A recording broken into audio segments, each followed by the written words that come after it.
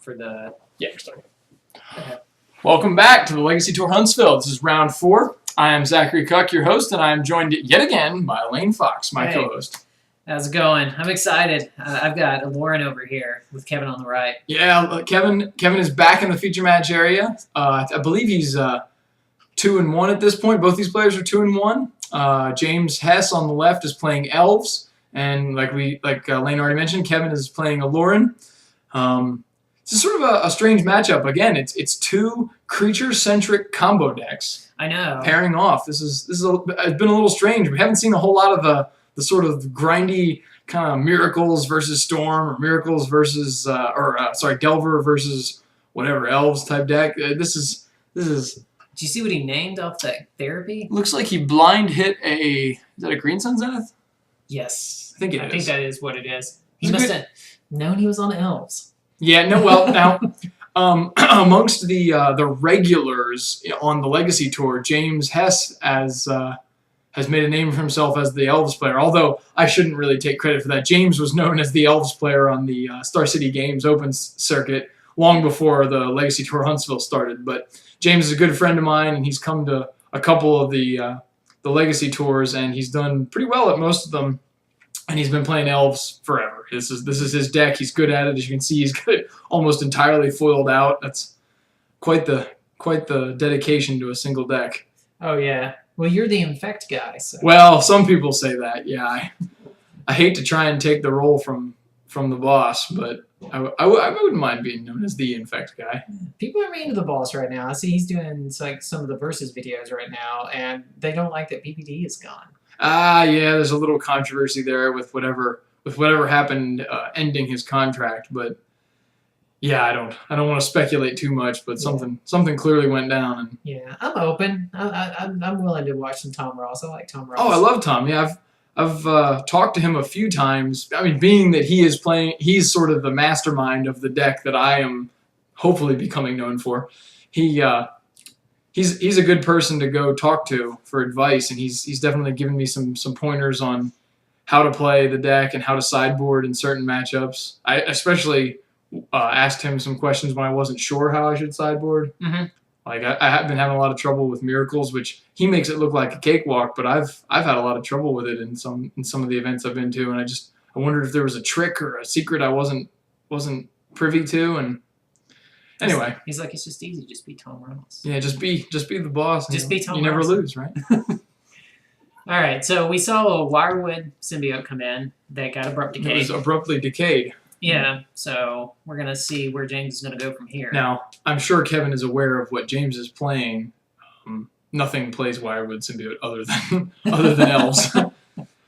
I wonder, is James aware of what Kevin is playing? That this is the 4th round of the tournament, and this is the largest. It's worth noting, this is the largest Legacy Tour Huntsville we ever had. There's 28 competitors in our event today. Yeah, that was exciting. Which is big. That many players. It's big for us. Yeah, But at the same time, Kevin Wallner, this is his first time coming to the event, and I don't know that he's playing a deck that most people are familiar with. We mentioned earlier, Aluren hasn't really had a lot of camera time, especially not since a couple of years ago. And other than Grand Prix Seattle Tacoma, I don't think it's been really a prominent feature in the Legacy metagame. So maybe James is not even aware of what he's playing against. He thinks he's just on Shardless, probably. Mm-hmm. There's the Green Sun.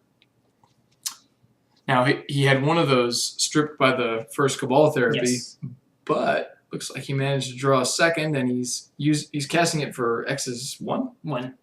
So if I had to guess, he's going to go find himself another Wirewood symbiote, or perhaps what is that, Llanowar can't remember her name. Yeah, thank you. I think that's what it is, right? Nettle Sentinel. No, Nettle Sentinel's the 2/2. Which one is this? I'm trying to think. Quirion Ranger. That's the one I'm thinking. Yeah. I always see her curly hair in my head. Yeah. Yeah, it's the old one from. I remember what it does, and even what it said it's from. I'm terrible at this. I can remember cards, what they do, and what set they're from, and their rarity, but I can never remember the names. But yes, Quirion Ranger is the card James does find. That's a 1-mana 1/1 from Weatherlight. elf creature that It's a common. once per turn, I can't remember if it was common or uncommon, but once per turn you can return a forest to your hand and untap target creature. Not that that does a whole lot on this board, but James has an untapped fetch land, which means he can fetch up a arbor or dried arbor, which functions well with the Korean Ranger, and he could have potentially cast a. Well, he did have to turn it around for James. So James the Aluren, yeah. What I was gonna say is he could use it to produce mana, but there's the Imperial Recruiter, and just like we went over before, this is the game.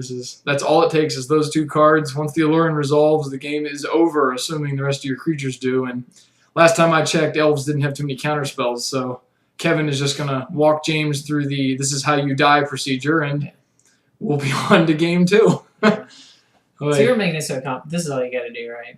Just find all of the pieces. Yeah. I can run this deck, right? I'll just do exactly what Kevin did right now. Well, I don't want to be misleading. The actual kill mechanism is relatively simple. The perfect way of executing the combo is fairly convoluted. Yes. Now James might take a second to read some of these cards, but James is no stranger to Legacy. I think he knows how this deck works. Yeah, I think he was just thinking maybe Shardless at first, but I don't know if he played out any differently either way. And I think this is just 2 players now. James is probably just verifying that Kevin understands how the Aluren combo works, and he'll concede momentarily because once you've seen this once, you sort of get the picture. As soon as Aluren comes down, you usually just die. And once he understands that Kevin knows how to execute the combo, there's no stopping it. Now, interestingly, James is not without some recourse here. He does have a main deck Reclamation Sage, which you could play in response to the triggers. That is true. Apparently he didn't have it this game. Okay. Well, we're going to talk about MTG Training Grounds. I participate in this every once in a while. We do some legacy videos. Encourage everyone to check it out. It should be on YouTube. MTG Training Grounds is the username, correct? That's correct, yeah. And, search it up. Check out what's going on. We've been talking about some wacky deck ideas. Maybe introduce some fringe stuff like we're seeing right now. Yeah, if we get a chance, we'll put up a few videos, try and feature some of these decks you see on the Legacy Tour. Actually, some of the featured players on the web series, the MTG Training Grounds web series, are competitors in the Legacy Tour Huntsville. So check that out. Like Lane said, at the MTG Training Grounds username on YouTube. Yeah.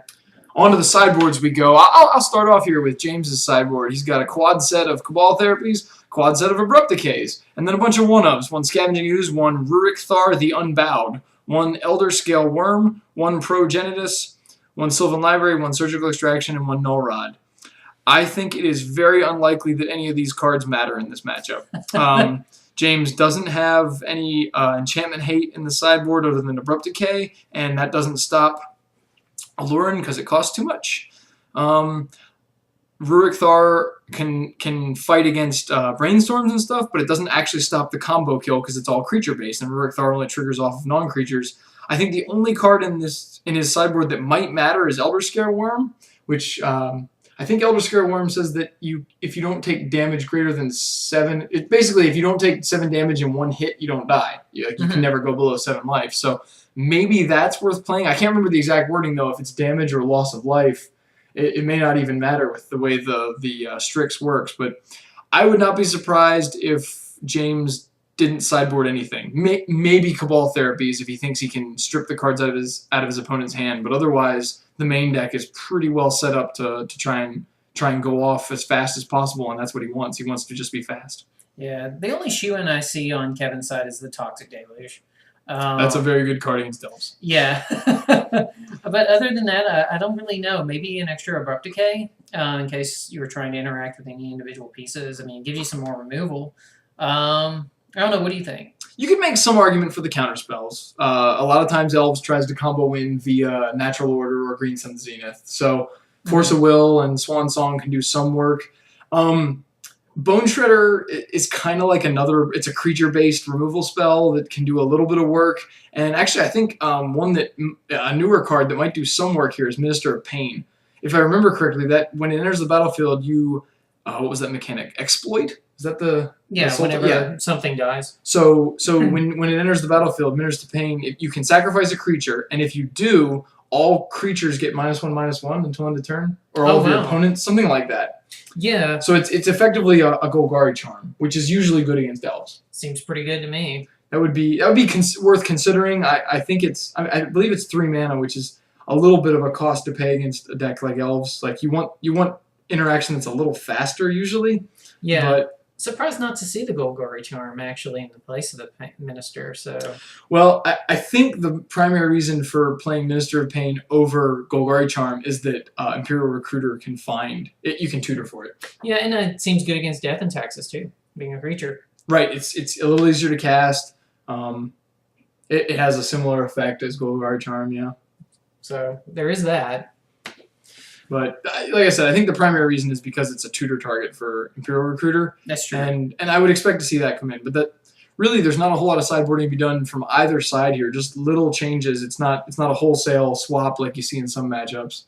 And I think that's because they're both creature combo decks. Like they're trying to see who can do their thing faster. Yeah. And to Kevin's credit, I mean, like you said, he has some way to interact with it, with Force of Will, where James is just sort of going all in. Yeah, outside of hand disruption, Elves does not have counter magic or any way of interacting. Yeah, he's doing what he's doing. Well, we'll see what each of the players does decide to do here as they finalize their sideboard decisions. In the meantime, I'll ask you, Lane. You're a little newer to Legacy. Have you had the joy of playing against Elves with any of your matchups? I haven't played against it at the tournaments, but I've played against it like casually in testing. Mm-hmm. And now the type of decks you play or that you enjoy, the more I know you've played some of the grindier shardless Sultai style decks, and you said you're a fan of Delver. How did you feel your matchup was against Elves? I felt like it was Toxic Deluge or Plus. You know? And you can do a few things against it. God, what did I even bring in? I think I just brought in some Toxic Deluge, and because you got some removal. I think I brought in some Disfigures too, of course, to try to slow it down. But other than that, it's a rough matchup, and of course you got some counter spells that kind of help out a little bit. But and then I think you bring in also trying to think of the name of it right now. Grafdigger's Cage, try to at least put them off the combo. Sure, it's hard to play the tutor combo anyway. Yeah, they can still generate a ton of creatures with what's it called? Glimpse of Nature. Like they can chain a bunch of creatures and make a bunch of mana, but you can't do the straight up combo Craterhoof style. It's a very good deck against fair decks. Elves is. Yes, Elves is really strong against Delver decks, against Death and Taxes. It even has a little bit of game against decks like Miracles because it generates so much card replacement value between Elvish Visionary and Glimpse of Nature that it can lay out a small pile of creatures that need to be dealt with and still have a ton of cards in hand on reserve for afterwards. Yeah, they've got a multiple Terminus here, as long as you don't set yourself back too far. The real Achilles heel for a deck like Elves is a better combo or a faster combo deck. Decks like Storm or Reanimator, I think those are just horrid matchups for Elves because they have no way of interacting and they're typically a little faster. And there's always going to be some in the room. So you hope to dodge. Yeah, hope to dodge those and hope to play me on Shardless. Yeah. Actually, in talking with James Hess, I know he's commented before that the one matchup he wants to avoid more than any other is Reanimator because nothing is worse than a turn 1 Entomb into a turn 2 Iona. Yeah. The mono green deck has literal 0 outs to a resolved Iona. Yeah. What color do you think you named there? Yeah. Yeah. Just I'll offhand. give you a clue. It's not anything that isn't green. Yeah. What I wonder, we were talking about the Eldrazi Legacy deck, earlier, it's probably terrible, but still, I mean, Iona against what color do you name there against the Drowsy deck? Well, I guess since it's likely the deck is running black as a disruption suite, you name that as your only possible. Yeah, but there you go. it's the same kind of thing though, where Reanimator is such a flexible deck that Iona is really only your target against decks where it shuts them out. So Elves or Burn. And actually, that probably doesn't even seem terrible because they're main decking, like destroying your yard all the time. It's like a whole bunch of relics. Well, I know the modern version does. That deck has really spiked in popularity. Oh yeah. I know at the last, there was the Star City Games Open in Charlotte, and the one before that in Cincinnati. I actually went to the one in Cincinnati, and that deck was all over the place. It's sort of the new deck du jour. Yeah. And it has really spiked the price of some of the staple or the singles. It's like Ugin, Inquisition of Kozilek, even Relic of Progenitus is climbing in price as $5. It's like a reprinted uncommon, and it's still just incredibly expensive for what it is. It was originally a common, I think, even. Yeah. It's crazy. Well, I mean, it looks like James is off to a pretty good start. He's got his Deathrite Shaman. Got his, I can't even think of the name of the... Heritage Druid? Heritage Druid, thank you. And a foil Heritage Druid. Oh, well, yeah, James's deck is beautiful. Like I said earlier, he's got pretty much all foils for everything you can. Now, I heard he's working on trying to get all of them as original foils, so that, for instance, that Dryad Arbor that he's got there, he might want to replace with a Future Sight version at some point if he can find one. But I imagine coming across a foil Future Sight Dryad Arbor is a tall order. I know a guy. You know a guy? Maybe you should let James know. His name's Lane Fox. Actually, Lane Fox has one. Wow. I actually have a Future Sight. Maybe I should get you in contact with Mr. Hess. He'd probably like to upgrade that. You can upgrade it from the beautiful to the really ugly tree, the foil ugly tree. Yeah, but there's something about having the original version of a card. Yeah, plus it looks scary. The scary 1/1 with the. And it's just, I don't know, maybe it's the purist in me that wants to have like the earliest version you can, or at least, if not the earliest version, just the version with like the most symbolic or iconic artwork, I guess. There's certain upgrades I like. I like the new Lavamancer. Grim Lavamancer? Yeah, I do like over the one from Torment? I do, yeah. I mean, granted, I still like the original as well. What has he got going on here? That's a Cabal Therapy. Oh, okay. That's the one's the dual deck, deck. I think it was there was a Unearthed deck or something like that, or From the Grave, or I can't remember. Graveborn. It was their premium decks or whatever, right? They had like a burn one, and then this was from, I think, a Reanimator deck, maybe. Yeah, it was an all foil Reanimator deck, which I do like the art on that too. Over the original. Yeah. And some of those reprint, we saw some Mox Diamonds earlier too. I really like the reprint on those. Oh, from the Vault version? Yeah, they are nice, but the foiling is weird. Once again, though, I'm a purist. I love the artwork on the original Mox Diamonds. Also, I'm sort of a snob with old borders. I love the old borders. I've grown accustomed that I'm very forgiving of the new borders. The what was that, post 10th edition? I think it's post 8th edition. Or 9th, or I think it was 8th or Mirrodin. It was one of those. Whenever they switch borders, but like the beautiful Brainstorm that Kevin just played, I would much rather play an Ice Age Brainstorm in the old border than any of the newer ones. The conspiracy ones are, even though you can get them in foil, I do not. Actually, I don't like foils either. Oh wow. No, I'm really a picky snob, aren't I? I know. Just do you take the crust on your bread too? It's like I do eat my crust. You do. Okay. I do. So no Cabal Therapy there for James. Although I eat the crust on my pizza too, as a matter of fact. Oh, do you? I'm big. Right now, Pizza Hut's got the Asiago and Parmesan. So you want your crust to be part of the pizza? I want my crust not to be an ancillary byproduct of your pizza. My parents raised me right. I have to ask though, do you dip yours in ranch? Are you a dipper or marinara sauce? Maybe I'm a marinara guy. Okay, I didn't. Maybe Papa John's has it where you can get the, what is that? Some sort of garlicky butter sauce or something? Oh yeah. How do you feel about Papa John's? I think Papa John's is fine. I'm not the garlic sauce guy there. Oh. I'm always the one. I'm like, here, take the garlic sauce. Well, what is your favorite pizza brand then? What is my favorite? I like here locally, Terry's. I like Terry's Pizza a lot. Oh, a local chain. Okay. Yeah. I'm a big fan of the Pizza Hut Domino's, sort of the lower. I guess I call it lower end. I mean, Yeah, you got the poppers taste. yeah. I don't even know what that means. Maybe that was an insult and I totally missed it. Well, I mean, it's just like one of those things where you like the cheap whiskey, you like the cheap wine, you like the cheap pizza. It's true. I mean, I'm not saying that you like the Wild Irish Rose of pizza, but How dare you?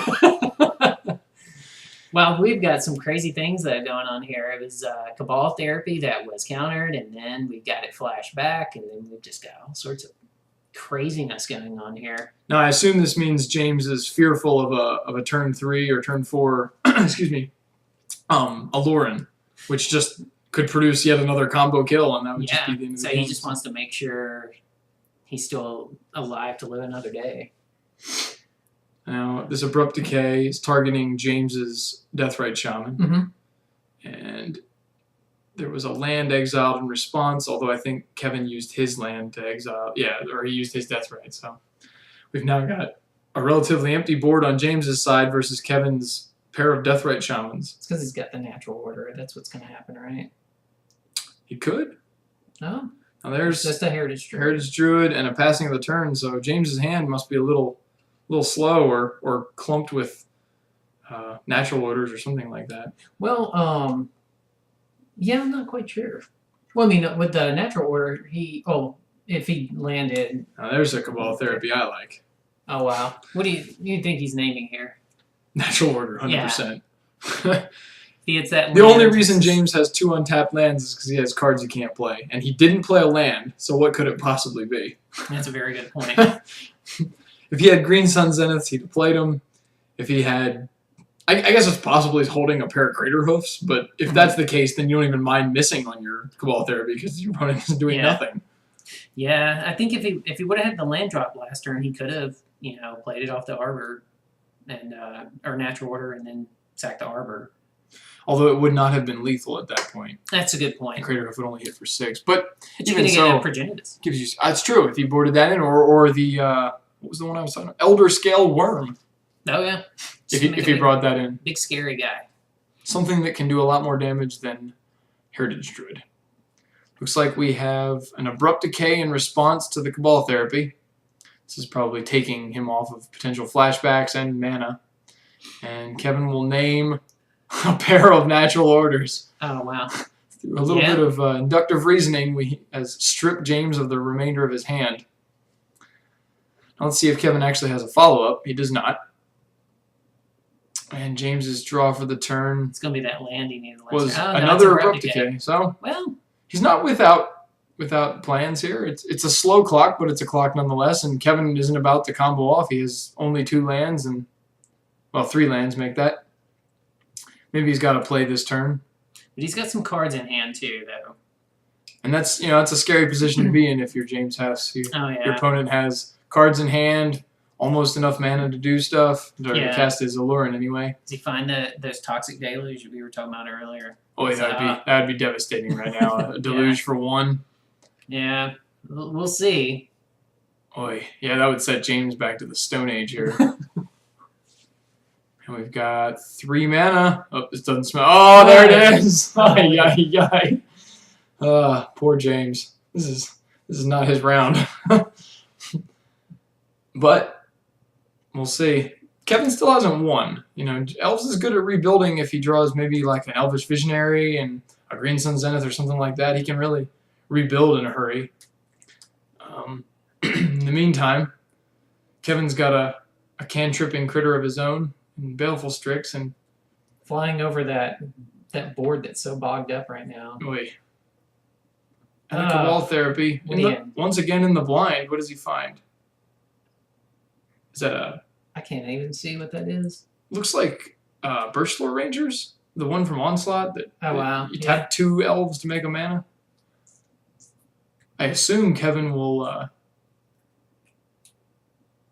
just let that one slide. It's not like it's going to do a ton of work. Yeah. Although James needs to play it if he's going to, because if he doesn't cast it, Kevin can take it at any point in the future with Cabal Therapy, and there's not a whole lot of value in holding it, I don't think. I mean, it has Morph, but what good is that? Was he just going to throw out 2 guys? Oh, we found a Greenson Zenith. Okay, so that's definitely better. He can go get something like a Quirion Dryad. Yeah. Actually, this will let him play both of his spells because now he can pick up a land and replay it to cast the Burstlore Rangers, which gives him more possible outs. Yeah, strong turn. It's not ideal being empty-handed, but it's better than nothing. Yeah.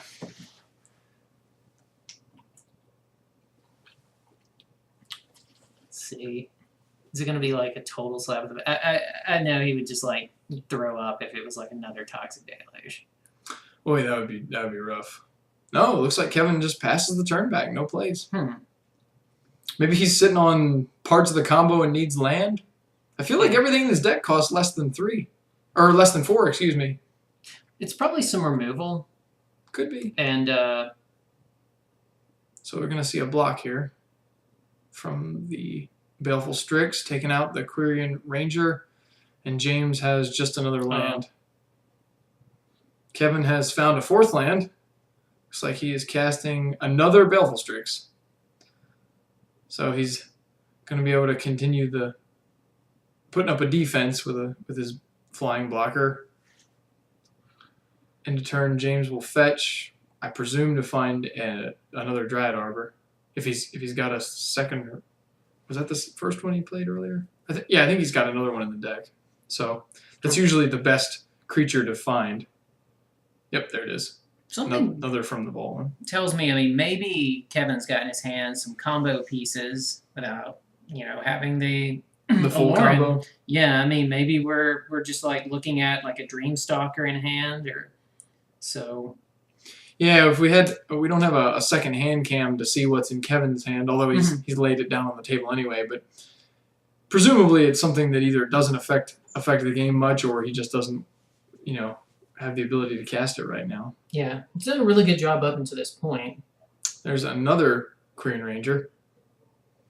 That combined with the Heritage Druid is coming in for another 2 points of damage. I assume since Kevin was willing to trade off for the first, this time he's going after the Dryad Arbor, which James can then save with the Ranger, I think. Seems like a bad block. Well, anyway, it saves him a damage and he gets to keep his gets to keep his Baleful Strix, so he can block again next turn. Maybe he just didn't catch that. Oh, the interaction between Quirion Ranger and Dryad Arbor? Yeah, it's possible. Yeah, and maybe he was just trying to keep them all 4 land for the natural order. That's true. Yeah, at any point now, James could draw the Crater Hoof, and it won't be quite lethal, but it'll be pretty close. Yeah, or like we said, we could have brought in something, which would be a terrible top deck right now. So there's Bone Shredder. That was the sideboard card that we thought he might bring in, and it takes out yet another Quirion Ranger, bites it. So, back to James we go. Didn't get a good look at what he drew. Although he isn't casting it, so we have to assume it's one of the few non-creature spells in his deck. Which really, we were talking earlier about the Crater Hoof. Even if it wouldn't be lethal this turn, or that last turn, I mean, it's still a big guy that, like, Kevin's at a lower life total. It's going to have some trouble. Then again, we have the Baleful Strix. Well, it gives you guys trample for a turn, though, too. So that's true. That's worth something. Yeah, but he's just got to build up that board again. Kevin chose not to pay the echo cost on Bone Shredder.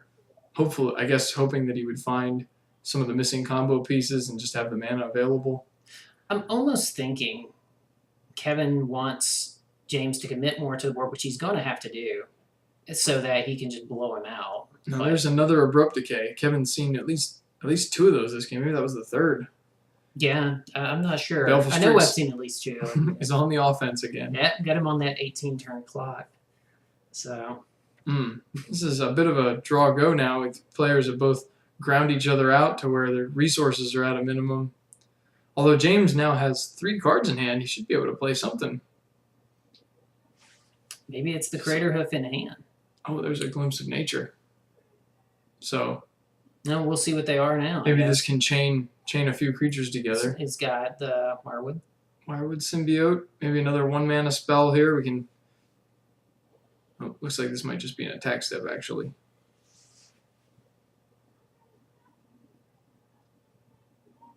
James is prepped for the attack step. It's surprising that Kevin would attack, given that he's at the lower life total. It feels like the Strix does more on defense at this position than just the 1 damage. Yeah, I agree. I think that... And a guy is cradled from Hess. Which I know he can win with his creatures, but I kind of feel like where he wants to live right now is on the combo. 18's a whole lot of life. But he goes for it again. Is this a deluge? That would make some sense if you had a deluge now. Just trying to get him to commit something. He fetches with the polluted delta. This looks like he might... Does he have the combo? Well, he might have the Aluren at least, because if he's going for a 4th land, there'd be no reason other than to cast Aluren. I don't think anything else in his deck costs more than 3 mana. Mm-hmm. But we'll see. If it is, James has very little he can do to respond. I'm sure James was hoping to have, fulfilled the Crater Hoof combo by this point. So then, islands? Trying to figure out that art. I don't recognize that art. I think that's one of the Euro islands, maybe. Looks like two islands and a bridge or something. Yeah, it's something like that. So there's 3 mana? Oh. Yeah, it's the deluge. Yeah, you called it. There's another one point deluge. That explains the attack with the Strix. And James is once again sent back to square one. Even the Gaia's Cradle here is just... Doesn't do much when you... Yeah. So a Nettle Sentinel is a better than average clock for James. Ugh. And a fetch land that no longer has any Dryad Arbors to find. But with no action from Kevin, maybe this lone Nettle Sentinel can go the distance. Yeah. Something tells me it's maybe a removal spell. Boy, that'd be a lot of them this game. Yeah. Kevin falls to 7. Because at this point, I'd even play the Dreamstalker out on defense. Yeah, just bounce a land. Yeah, just get him out there. Boy, that was a hell of a draw. Yeah. Elvish Visionary untaps the Sentinel and draws a card. If he draws something like a Birchlord, a Heritage Druid, which I guess he did not. Something tells me Kevin's having some rough draws over there. Oh, he hasn't made a play for at least 2 turns. And other than that Toxic Deluge, he hasn't had a lot of action. Yeah. Some Baleful Strixes and so on. Yeah, 2 deluges, that's where you want to be. And they were strong as well, and it's just not really been enough. So Hess is attacking for 3. Oh, no, you're right. It was probably the 4th Abrupt Decay now, maybe the 3rd, but takes out the Nettle Sentinel, so Kevin will only fall to 6. And James does not have a follow-up, so Kevin's once again got the reins, and he's not facing a very fast clock. Finds his swamp, I think that is. Yes. It's a sort of an obscure version, I believe. It might be a Euro or a APAC or something like that swamp. I'm not super familiar with all the basics. I know some of the early expansions and what the beta and revised and stuff artware looks like, but the ones that were from some of the promotional sets I'm not as familiar with. That was the Parasitics? Yeah, that's the combo piece, only it doesn't have any of the combo. There's no black permanent, and there's no Aluren. It's really just a 2/2. Things are looking bad. Not exactly how you drew it up. Yeah. I'm sure Kevin would not be casting this with his own board empty under normal circumstances, but yeah. Hey, it's a 2/2 blocker, right? Yeah, and I suppose these aren't normal circumstances, so... It's been a bizarre game. It has been a very bizarre Lots game. of removal and trading of resources, but no real action. I think Kevin, would think at this point, I would find a recruiter, or something to kind of... Yeah, and he's been saving that Misty Rainforest, I assume, so he can fetch up a Taiga if he has to. Yeah, Eternal Witness would be great, too. Sure. There's like a whole lot of stuff he could draw into. Even a Brainstorm at this point. Brainstorm would do a ton of work right now. Yeah, just being able to... Well, there's 4 mana. And there's the Aluren. All right, well, maybe he finally found the thing he was looking for. Let's see. And there's the Cavern Harpy. So... Oh, wow. So with the gating trigger on the stack, he can he can pick up his parasitic strix, and that'll just be the game, right? Well, let's see. You have to pay for the cabin harpy. You have to pay the life, You correct? have to pay 1 life to bounce it, sure. So you can do it. Looks like with the gating trigger on the stack, James is going to cast Reclamation Sage and take out the Aluren. Well, there you go. So I guess Kevin can replay his Parasitic Strix. Actually, I think I'm wrong. James was casting Reclamation Sage with the Cavern Harpy on the stack. Because if he waited until the gating trigger, Kevin could just win in response to the Reclamation Sage trigger. Since the creatures have flash, what you could do is pay the 1 life, pick up the Harpy, cast it again, have a second gating trigger on the stack, and then pick up your Parasitic Strix and execute the combo. Okay. So James must have done that while Cavern Harpy was still on the stack. Since it's a symmetrical effect. All players are able to play 3 mana creatures as instants without paying their mana cost. So the Reclamation Sage was actually free for James to play. Yeah, I feel like at instant speed. Kevin's in a bad place too. He's facing down 3 guys and 2 cards in hand, and he has a Gaia's Cradle. Although James isn't willing to attack into it, I feel like you would want to send the Reclamation Sage in because it puts Kevin in sort of a bind about what he can cast, or I'm sorry, what he can block with. Because if he loses any of those creatures, it's just bad for him. Yeah, because how do you beat all 14 life at this point? Yeah, and you don't want to trade either of those guys because then you have to find a way to get them back. Although we'll see what Imperial Recruiter. Oh, this is 100% going to get Eternal Witness. Actually, yeah, Eternal Witness is game over next turn. Because he'll just replay the Aluren. Right. He can cast it this turn, get the Aluren back to his hand, and then... Well, no, it gives James 1 turn to find a Cabal Therapy or something like that, a Thoughtseize. Mm-hmm. But yeah, I think Kevin should just cast the Eternal Witness right now and get the Aluren back. That also gives you the best chances of James... Because if he doesn't do it now, James can find a Scavenging Ooze as well. Yeah. Could just be Crater Hoof off the top. That's true. Can he hardcast it? 1, 2, 3, 4, 5, 6, 7? I don't think he has quite enough mana. How much is the... Crater Hoof costs 8. Yeah. Oh, okay. Yeah, but everyone's like... I'm just so used to everyone cheating him in. Yeah, and he never hardcast one. And actually, hardcasting Crater Hoof here is definitely lethal because it gives trample. Mm-hmm. Looks like James's hand might just be some lands, though. I couldn't quite tell. I assume if he had anything that wasn't lands, he would have played it by now. Oh, yeah. Just... Now, Aluren next turn. Yeah, he's got a... Although a second Cradle would do the trick. Yeah, that's true. You could cast it then. James casts a Glimpse of Nature and a Nettle Sentinel. Which... He does have one... So James is attacking with both of his 2 powered creatures, which I guess is going to prompt Kevin to block because he doesn't want to fall to less than 2 life. You have to have at least 1 spare life beyond 2 so that you can pay the Cavern Harpy's activated ability more than once. Say the last card in James' hand was an Abrupt Decay, for instance. You want to have at least 1 spare life. So the block there is pretty much mandatory. But now that Kevin has 4 life, he can pretty safely play the Aluren and execute the whole combo.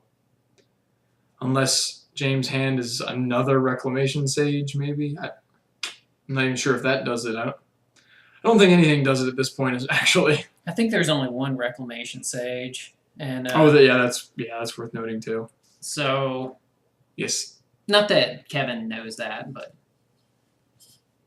I mean, at this point, of course, what else do you do other than just play it? Jam the Aluren and hope.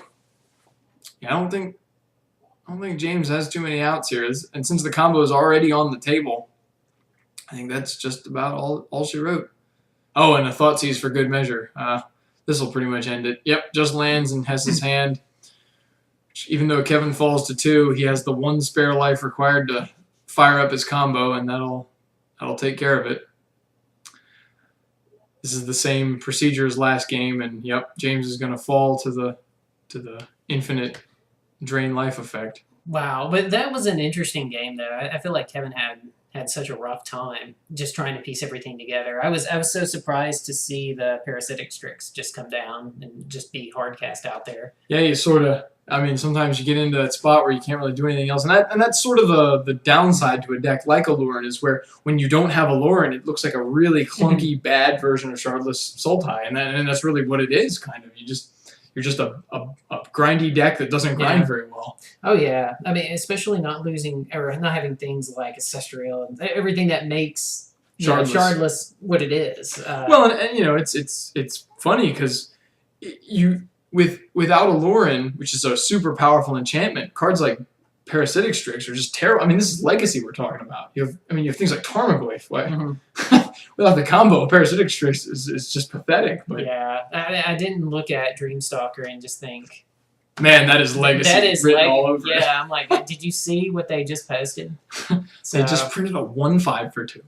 Well, anyway, thank you for joining us. That brings us to the end of round 4. Stick around. We'll be back for round 5 in just a minute.